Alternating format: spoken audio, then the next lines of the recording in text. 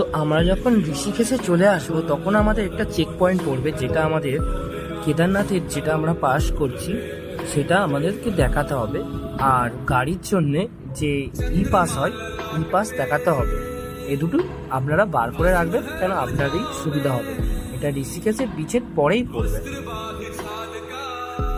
তো হরিদ্বার থেকে এই গৌরীকুণ্ড যেতে আমাদের প্রায় 200 কিলোমিটার মতো পড়বে।